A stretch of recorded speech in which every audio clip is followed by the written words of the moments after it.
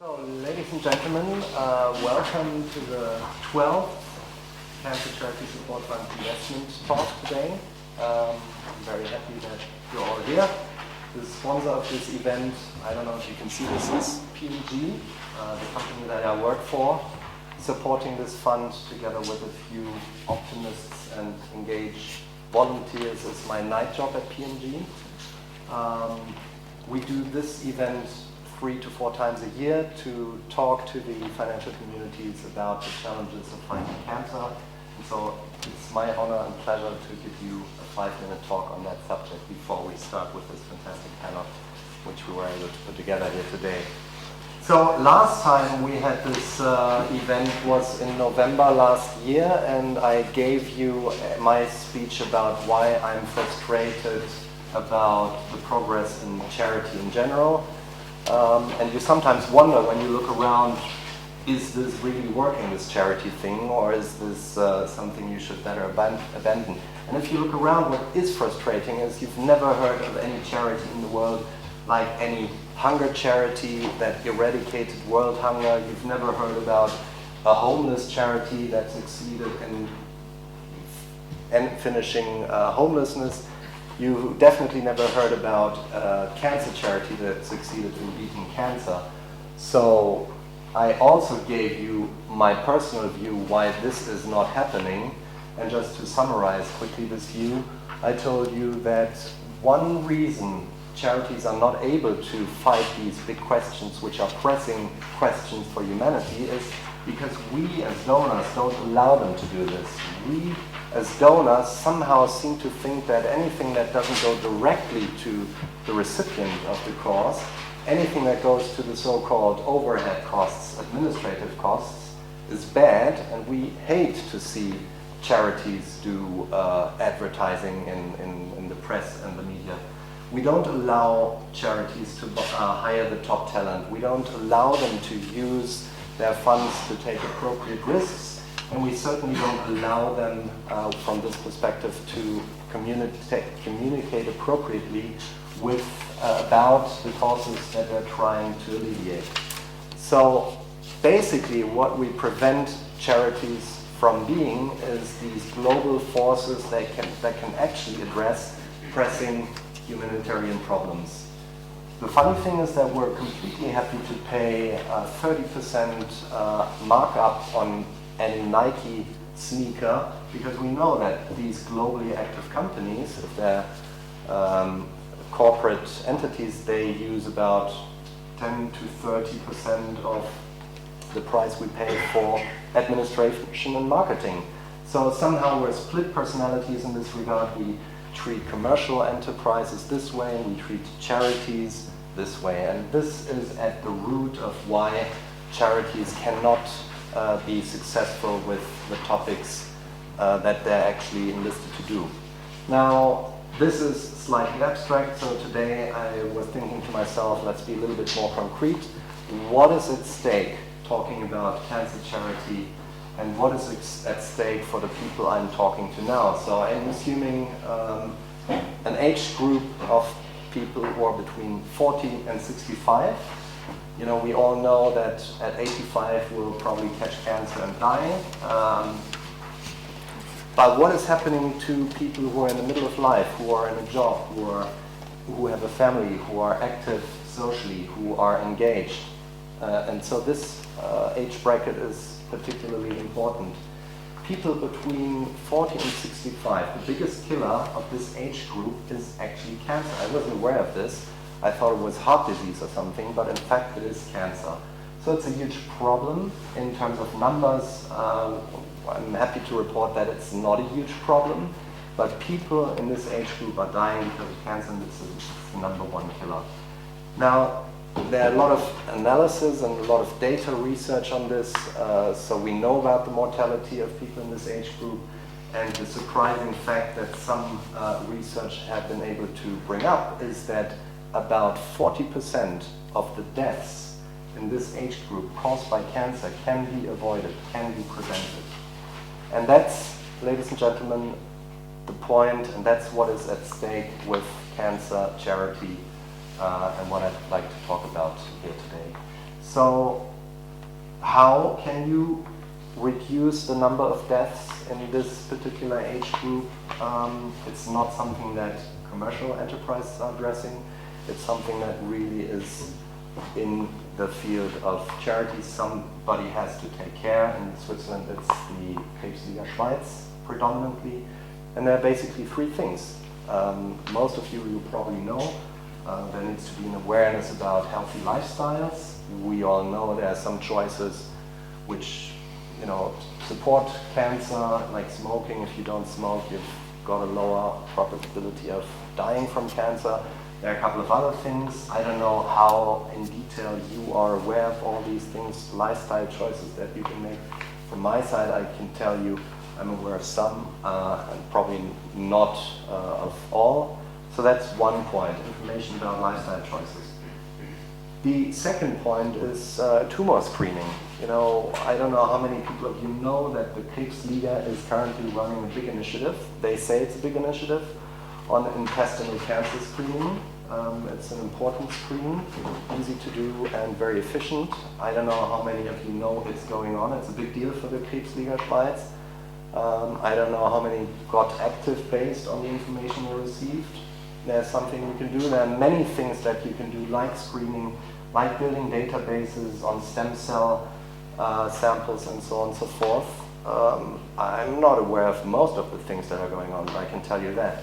And the third thing that will help to reduce cancer deaths in the age group of 40 to 65 is world-class medical attention once a person is diagnosed with cancer.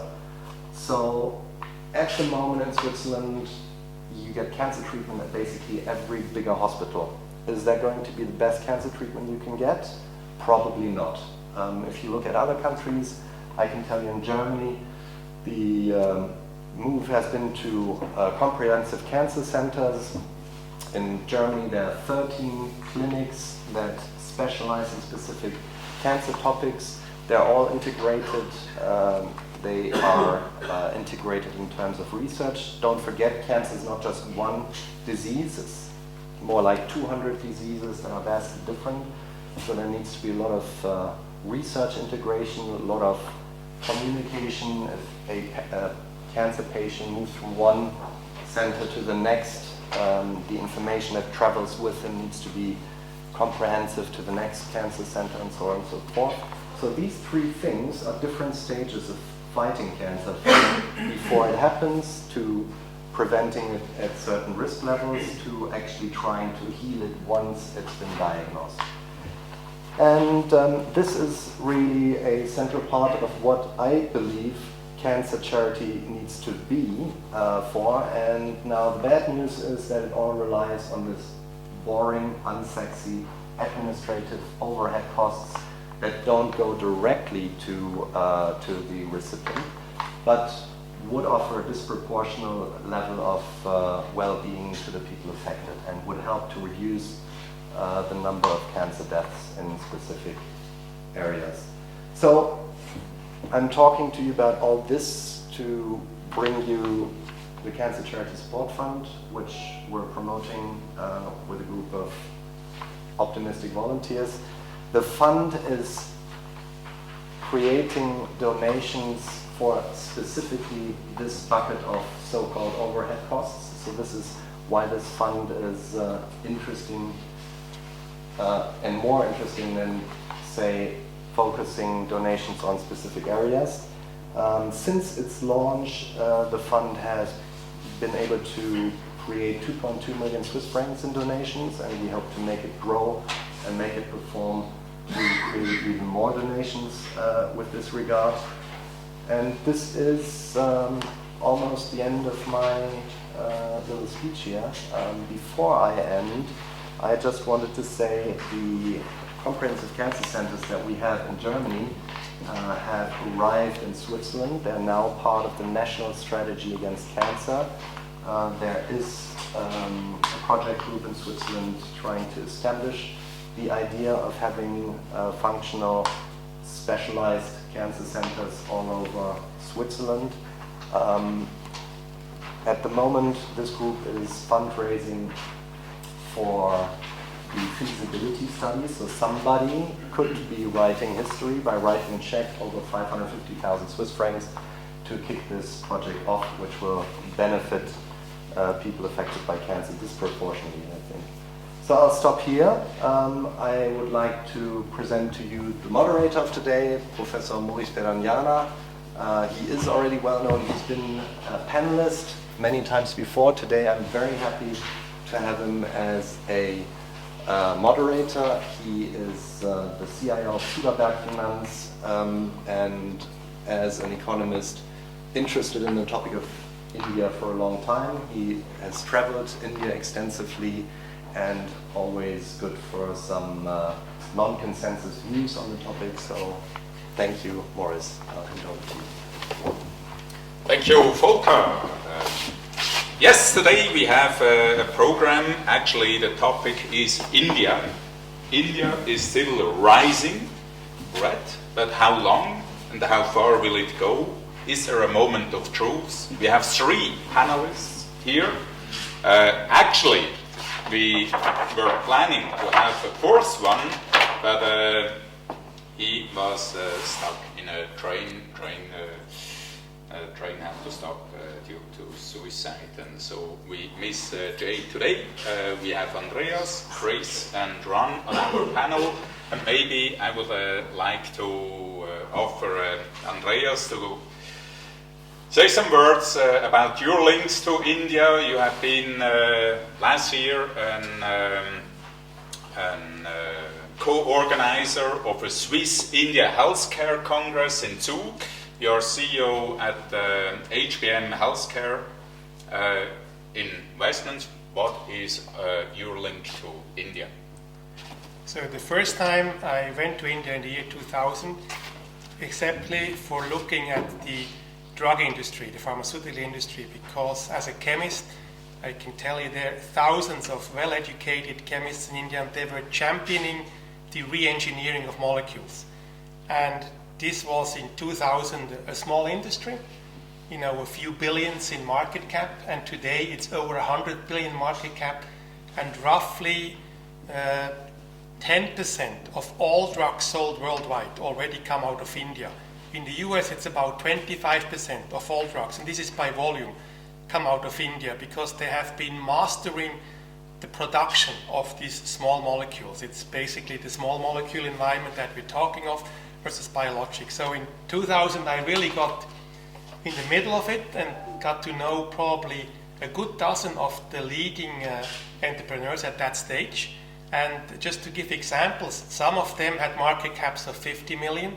They still own the same amount of the company today, and the companies were 5 billion, 10 billion. The largest one, actually, Sun Pharma. Dilip Shanghvi for a while was the richest man of Asia. His company has come down a little bit in the correction now, because one needs to know one thing. So the last 16 years I experienced a lot of stock market volatility.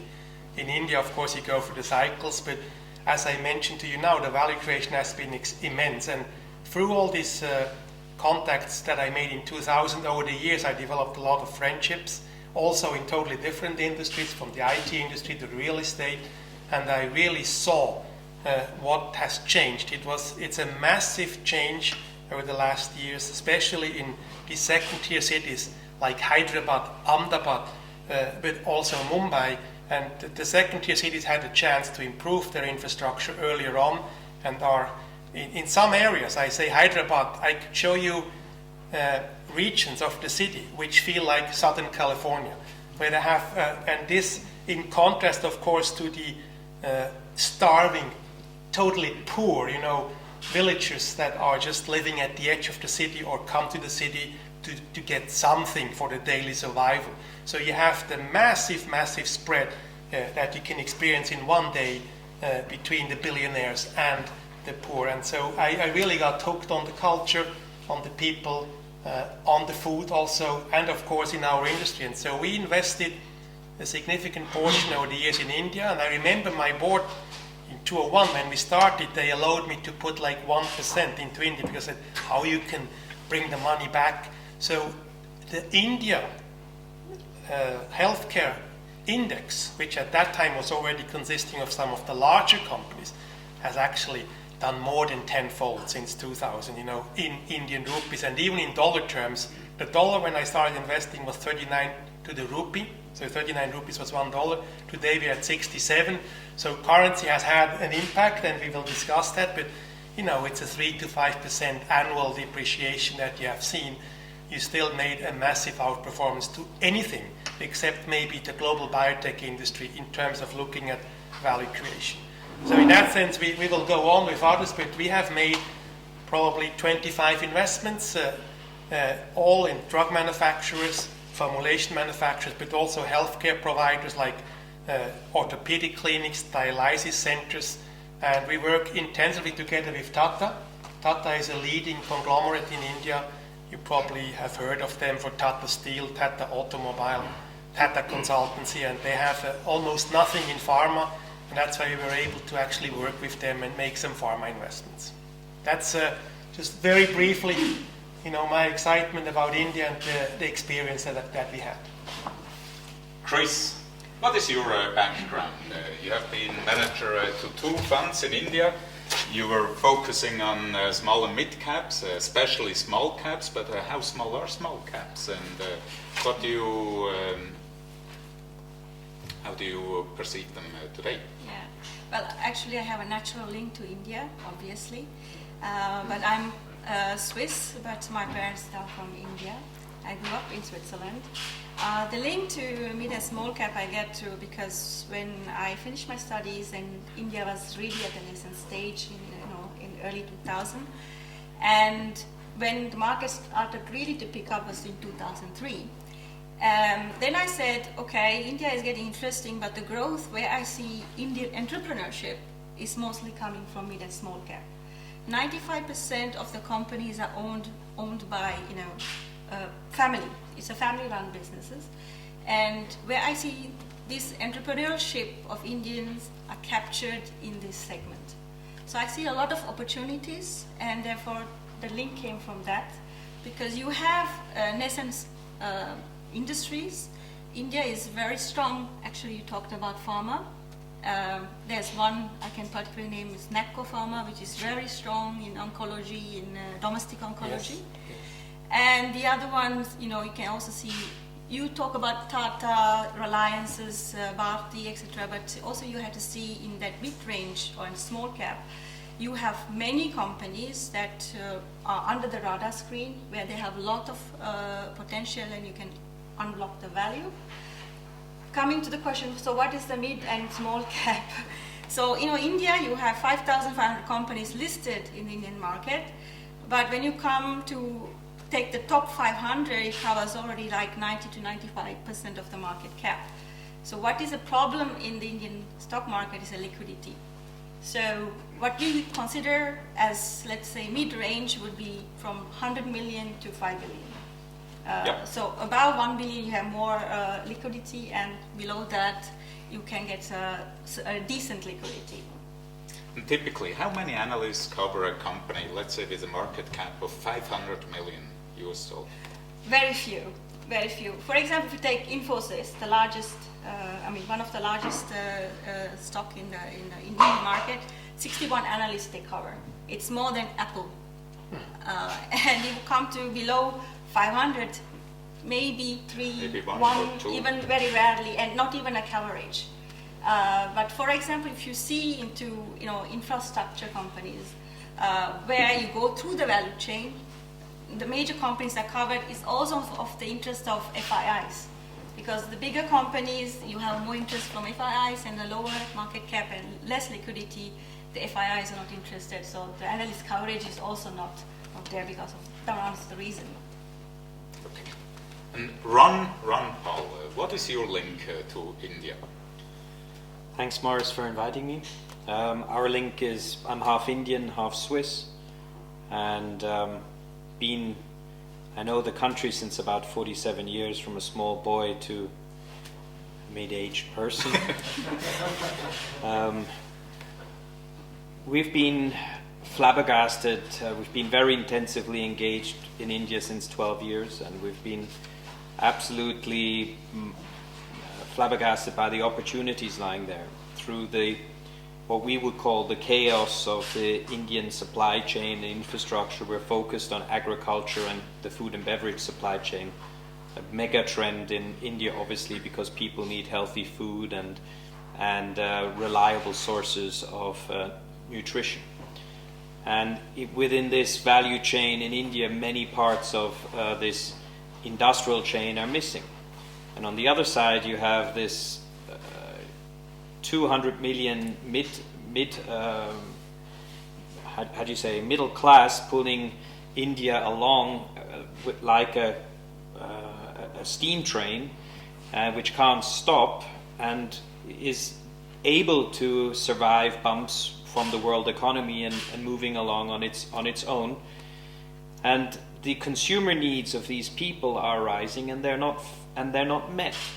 So our focus, what we're doing is we're identifying, creating, and building and exiting industrial ventures in India where we can fulfill massive missing consumer needs by setting up industrial operations in that area. For example, collecting milk, which is antibiotic free for the milk industry. We, for example, producing frozen concentrated orange juice. India today still imports FCOJ from Brazil through Rotterdam through to the Mumbai port, and they pay 44% import tax to then dilute it into a Tropicana drink. And I mean, I can deep dive into it, but there's a lot to it. And we started our venture into India by understanding how the farmers think and behave. We're today invested in the largest banana operations, growing bananas, setting up a distribution, creating a home brand. Everyone here goes to the petrol station and buys a banana, and you know it's either Chiquita, Fives, Del Monte, that sticker is on it. In India, there was no brand till 5 years ago. Today, we harvest 500,000 to 1 million bananas, growing about 30% a year every day, and start setting up a distribution within India for these basic needs. And last but not least, the entire distribution in rural India does not exist. You all go here in Switzerland, we have a wonderful diamond called Landi. I'm sure you know it. We're 8 million people in Switzerland. Landi, in its little own vertical, does 1.7 billion Swiss francs of revenue belonging to the FENACO. And India does not have rural distribution. The farmers don't have seed and input in a structured way, and neither does the industry have an organized offtake for Tata, Tesco, Godrej, McDonald's, Burger King, and all that. So we're active there in creating a one-stop shop in the sense of a Landi of Switzerland in India. We've invested with co-investors, high net worth families, and industrial partners, about 120 million into agriculture, into India, where people used to think you must be absolutely nuts. And today we're the happiest people that we took the courage 12 years ago to get to know the country, get to know the culture, get to know how the habits are. And that portfolio, exactly what Andreas said, although the rupee correction was there, is still more than double than where it was today, and the valuation is not yet there where we expect it to be and where we think the acceleration is going to. So we are true entrepreneurs on India's ground, and I'm very happy if I can share our experiences. We've gone through hell and back many times, and that's where we make our learnings, and hopefully the coffee machine wants to get hot. That's your sign, Morris. Okay, so let's go to the next topic, and obviously we certainly have to talk about the government. There has been much hope a year ago, but how do you judge it nowadays?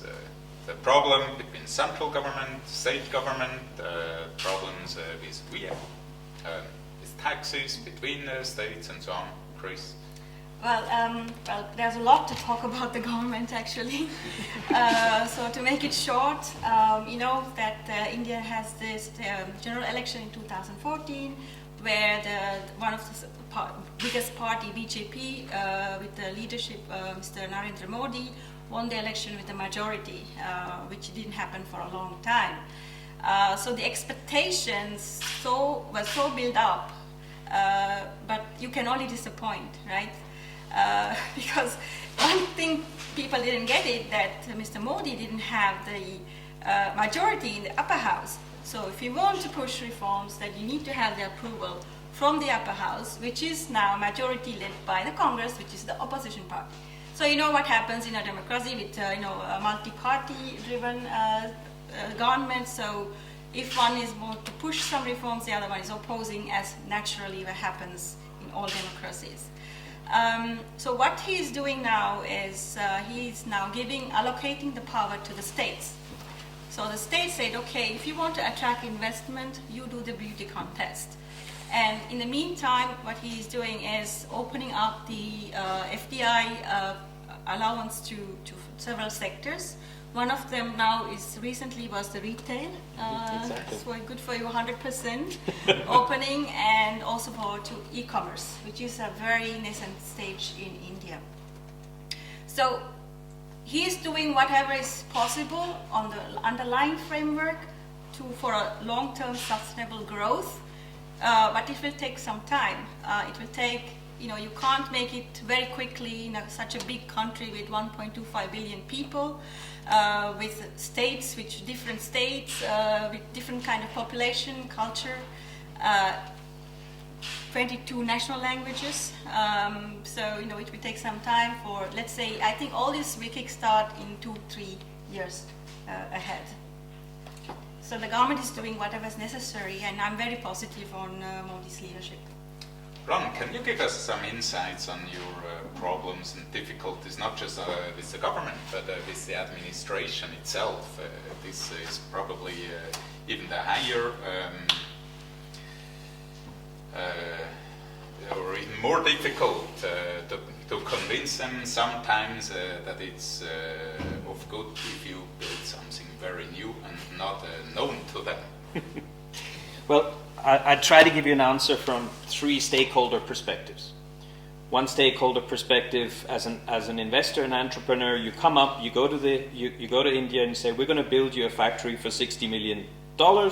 We're going to give your farmers support, 50,000 farmer families, and you would think they say, yes, thank you so much, But what happens actually is you start getting calls from the government and saying, I would like you to build in my district. And then you think, as a beginner, which we are not anymore, you think, what do I answer this person? And we have a very simple philosophy. We don't do what the government wants us to do. We do what makes business sense and logic, and we stick to that. So we got some help from the Economic Times of India, very politely and correctly. We said no to one of the most powerful politicians in India, and we built the factory, and we said we'll build if you want our money, and if you want to support 50,000 families in farming, accept our logic. And surprise, they accepted our logic. We had to plant 2,500 trees for that, but we gladly planted 2,500 trees. So that's the side. So it's a question. It's your decision if you want to interact and believe that's the only route. And I can tell you today, it's not the only route. From a perspective of farmer, I'm glad. Yeah. But with fresh food, did you never have any problems crossing borders, state borders, and for tax reasons and so on?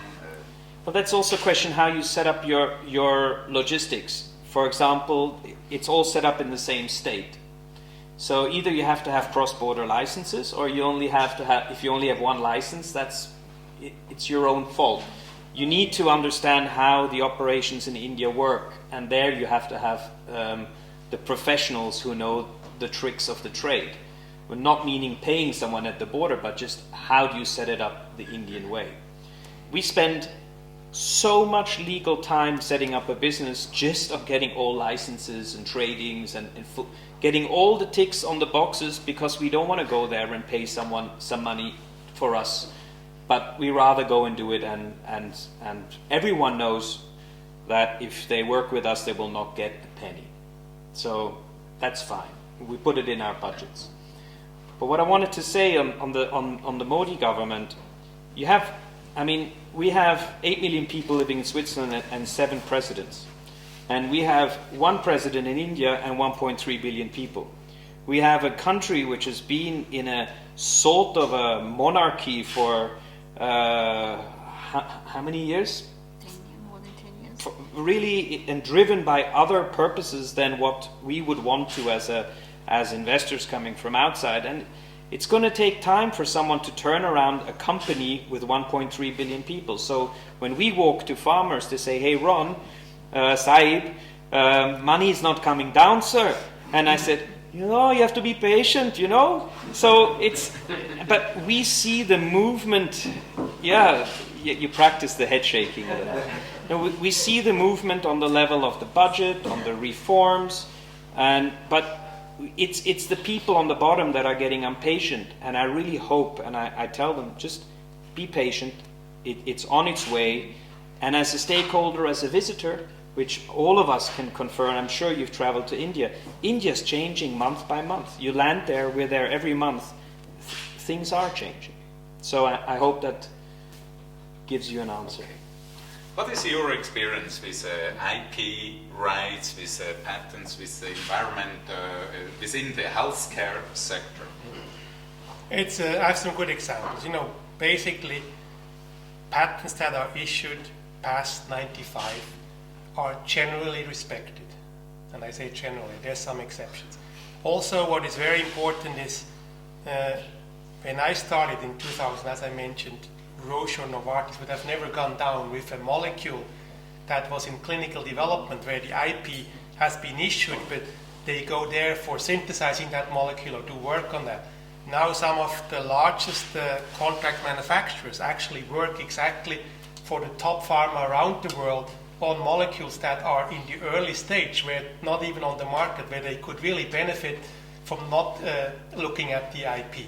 And I tell you, they look at the IP. Now, what's in the news here a lot is these 2-3 exceptions, like Novartis and Roche, where they're oncology medicines, and here we come to your cancer, very, very expensive. Where an annual treatment here in the West costs maybe $100,000, and they down there sell it for $10,000 or $30,000, whatever discount we give, but that's still for the average person much too much. So they have, on a national level, this mandatory make accessible to the poor.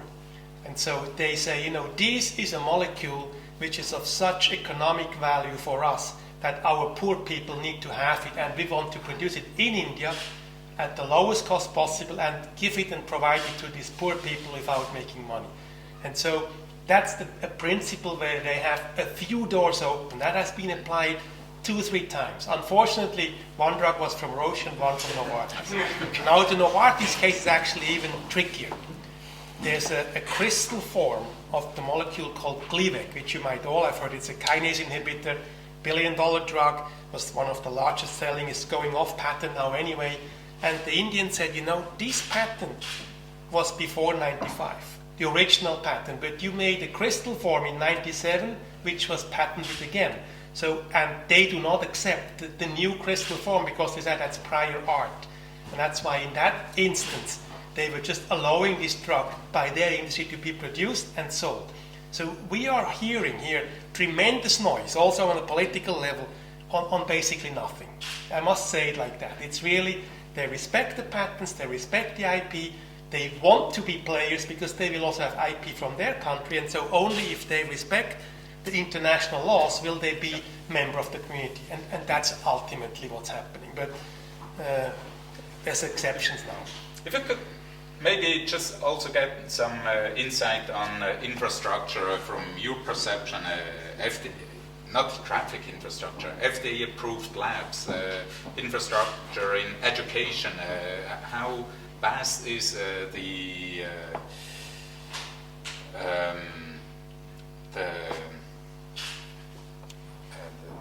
community of students, of PhD students, you can choose potential Sure. researchers for on a high caliber level. It's how, actually- how do you judge this infrastructure level in India? I must say again, I sound like, you know, I'm a PR guy for the government there. The amazing amount of talent that you find in the country. And I give you examples, some of the people that I came across, they have been in the so-called IITs, which is Indian Institute of Technologies. I think there are less than 10,000 trained a year. There's like 2 million who want to get in there. They have pure numeric testing. And only this, you know, of these 2 million, the brightest 10,000 make it into these schools. So then, of course, you have below that IIT, you have the engineering schools. So you have a vast pool of talents in the sciences, not just chemistry, you know, all this. And they're across the world already because many of the US companies hire them, even here in Europe, and many want to go back because they now see prospering India. So the talent infrastructure is great, but also in our industry, the most production capacity outside the US is actually coming of India. What has been in the news recently is the quality of this production, because the strict US regulations, you know, are not always adhered to, because the workers are another level than what I just mentioned now. They are more the local workers and they have to be trained. And so in this training process, the FDA raised the bar within the last 5 years from very low to very high. And that's why some of these factories are failing or have problems. But it's a matter of time now that they will all be globally compliant. They already are. The majority is fully globally compliant. But they're, even with the best companies, there are exceptions. And that's because of this management. The rest of infrastructure, if you look at, you know, of course, ports, roads, and what you heard, trucks, there's a lot to be improved, and a lot has to happen just on making sure goods can flow, the goods can come in and out, you know, and this bribery goes away. So that's another topic where you probably can say more. But in pharma, things are generally very good. Ron, if you look at your orange juice concentration or frozen orange juice concentration factory, do you have emerging market standards, or on what level is that factory really being built with Pepsi Cola as a co-investor? Is this a high standard, very high standard, or is it some, let's say, dirty emerging market standard? Well, I really like the question because it shows what you can do in India. You have this typical Indian kind of factory, which is not ours, where the people think cost plus. What is my cost of production? A little bit of margin, and then I sell it. But health, safety, hygiene, consistency of products, nothing can be adhered to with those standards. So in FCOJ, it's a commodity traded at the Chicago Commodity Exchange. So it has to fulfill global standards in tasting and in chemical preparation. And what we did, we went out to Brazil, which two Brazilian families own 90% of worldwide traded volume of FCOJ, which is unbelievable. And COJ is what? frozen concentrated orange juice, traded at the Chicago Commodity Exchange. And we took that, localized it for India, and built it in rural India. And today that factory, I'll quote someone who traveled with me who does know the market very, very well. We flew up together, and the factory is 3.5 football fields long, 1.5 football field wide. We invested approximately 60 million, unheard of in India for agriculture.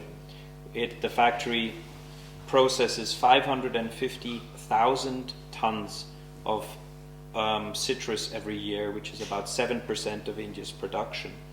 And he looked at us, and basically Pablo Erat, who runs P&P, is sitting here. So I'm looking down there because I remember the moment. He took us in his arms and he said, "You just brought Switzerland to India." And he meant it so sincerely. And he was just said, "This is amazing, Ron." and walked out. He's also an investor. He's the chairman of HDFC, a finance company in India, and walked out with us and said, let's do more of this. So I hope that, so you can bring it to India. You just don't have to let yourself be deterred by people who believe you can't. I think that's the way you have to attack it. Chris, last topic on this page is Make in India. There is a huge government initiative to industrialize India, to promote India as a place to produce for mass production, maybe also a bit in substitution to China. How do you judge the advantages which can be seen, and where are actually the opportunities with Make in India? Yes, Make in India is a very good initiative coming from the Modi government. It's one of the initiatives to bring the manufacturing industry from 17% to 25%. That's a target they have. It's not just to compete with China, it's just to address the domestic demand, as well as develop the manufacturing industries in India, which is lagging compared to the services in India. So I think pharma industry is one of the industries which will benefit from this initiative, and therefore it's also something we is considering for ease in doing business in India, make it easier to also to attract FDI to invest into the manufacturing sector. So manufacturing sector, I think you have, across all the industries, and to also to create jobs in India, because 700,000 people are coming from universities every year. So you need to employ them and create jobs for that. So this is one of the initiatives to address the domestic issues.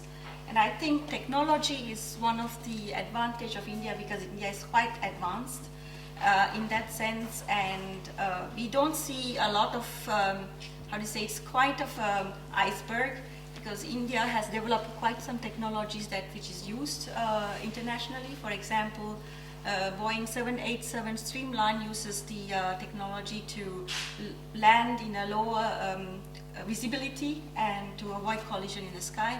So every time you take a Dreamliner 787, so it's Indian technology inside. So there's technology which will also address the issues India is facing in healthcare, in education, in infrastructure. So I think it's a very, very good underlying framework to boost India's manufacturing industry. Hearing this and looking at your area, Andreas, with biotech, medtech, one also has sometimes the perception, if one goes to Harvard Medical School, that India actually suffers a bit of a brain drain at the very top, because about 40% of the PhD students or professors at Harvard Medical School have an Indian background and quite often stay and remain in the States. So is this important to you? Or? No, as I said, I think when we look at the forefront of technology, India is still far behind. So in biotech, they are nowhere. But what you're actually saying is some of these top-notch managers or doctors, they go back and bring the technology and bring the wisdom, and that's actually helping even in these industries, our industry, to move forward. In the clinic business, so if you look at healthcare providers, healthcare services, healthcare delivery, we have actually phenomenal chains coming up. One is Apollo, which you might have heard, Max. So the medical tourism, for example, for British people going to India is increasing dramatically, because you have better service than in the UK, back down in India. If you have, for example, some complicated knee surgery, you probably have, at the fraction of the cost, top surgeons, because they do, so many operations per day, and that's what we invest as well. We have some clinics in Hyderabad, in Mumbai, in Ahmedabad, where we invest.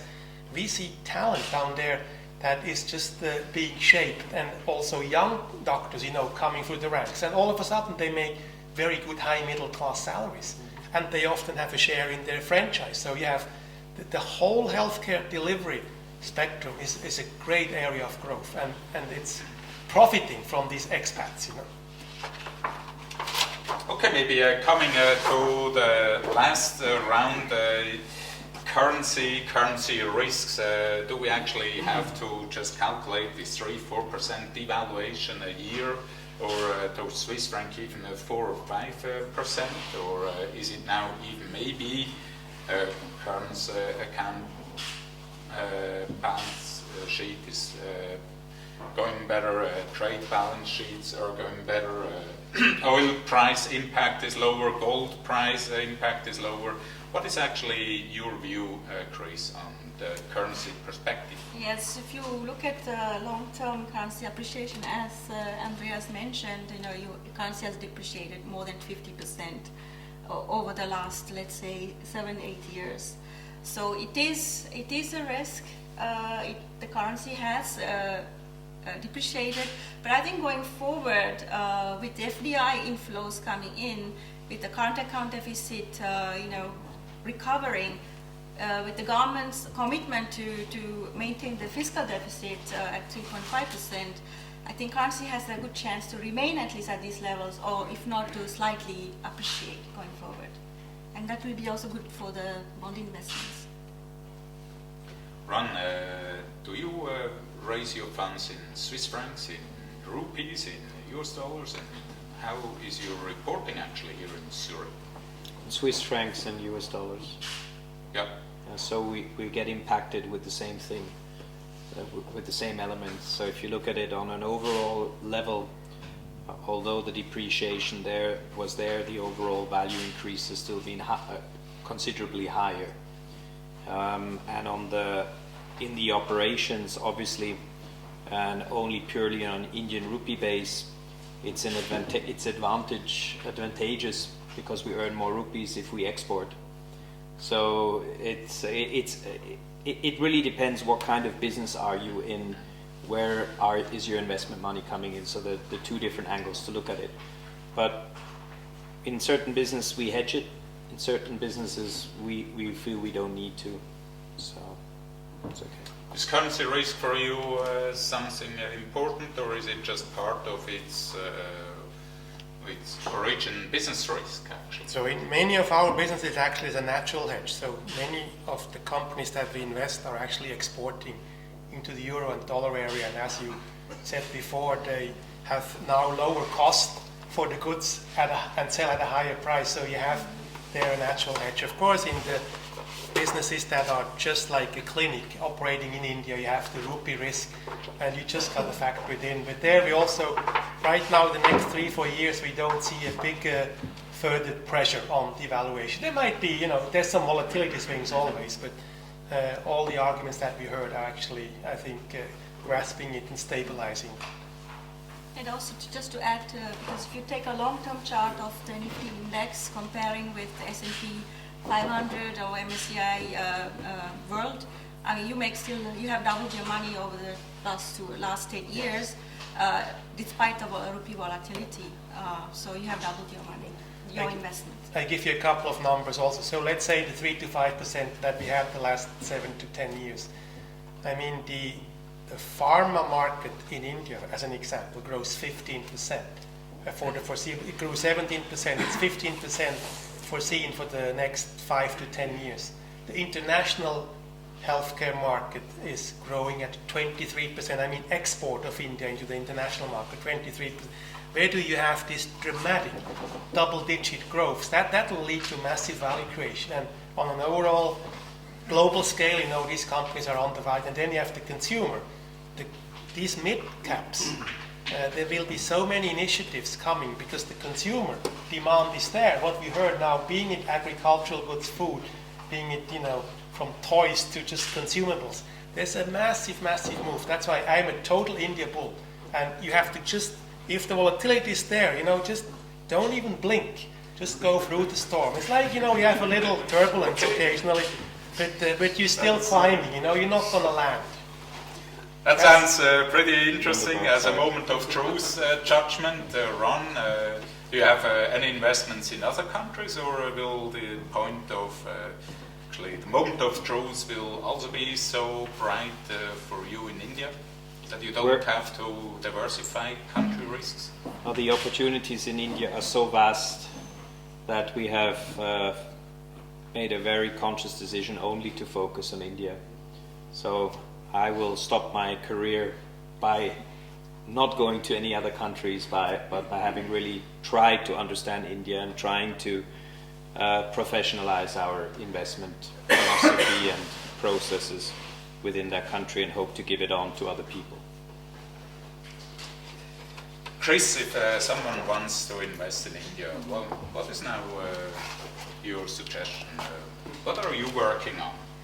There's a lot of opportunities, as Ron mentioned, and India is just starting to take off now. So you still have a lot of time to get in. I think it's better to get in the bus early than later. I see the opportunities first in consumption, especially in rural consumption, because don't forget that 70% of the population live in the rural area, and therefore it can be like biscuit companies. You know, you have a company which is 123 years old company, and still it was a mid-cap. Now, I mean, mid-cap was a 600 million company 6 years ago, and now it's like 4.7 billion company. And you know, you have made your investment 9 times with that company. So you have very interesting gems, but when it comes to the mid and small cap, you have to take care of corporate governance, which has improved throughout the year, but you still have some room to improve in that segment. And the other sectors I look at is infrastructure, but not on the major where you need a lot of capital in that segment, but like into the value chain, plywoods, pipes, etc. There are a lot of leading companies in India, and as well as in healthcare, of course, a lot of mid caps are very interesting. Technology is another theme, and also e-commerce, but I would go also in that segment to the value chain as well, like logistics, for example. Okay, thanks a lot. Is there any question from your side? Some comments? Well, yeah, let me break the ice. There was an article today in the Neue Zeitung, and it was, as always, on a negative note. It's really, for me, it's kind of disturbing every time I read in the NZZ something about India, it's on the negative note. So why do you think is this negative perception? Is it only the Neue Zeitung, or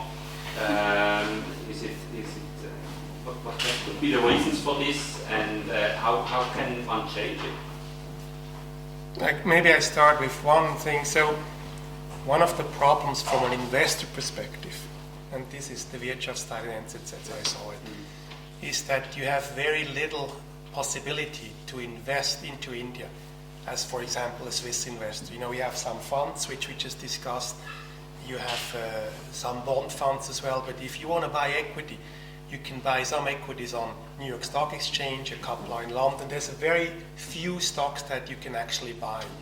And so that already brings it from an investor perspective to the background. And then, of course, some of the journalists, they hear of these, problems in the country, because you often, if you don't know your way around, you really have to go through many hurdles to get permits or to start a business or whatever. So I think it's still seen as a little bit of a black box, for many, and that immediately gives it some negative touch. And of course, China is much more in the spotlight also with the G7 and all that.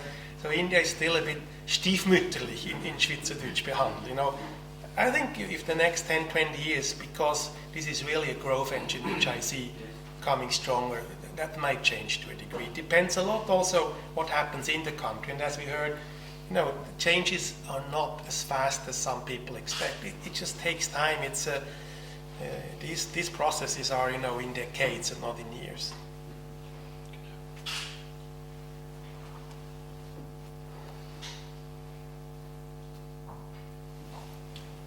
Yep.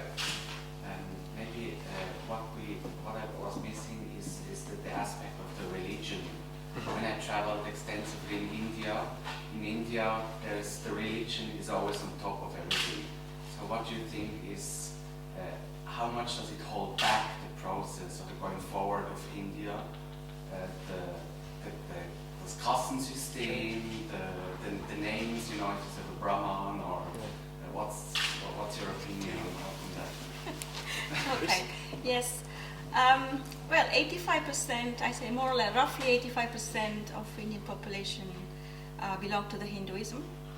Actually, it's not a religion. If you take a dictionary, it's called as a philosophy. So it's quite tolerant, very tolerant.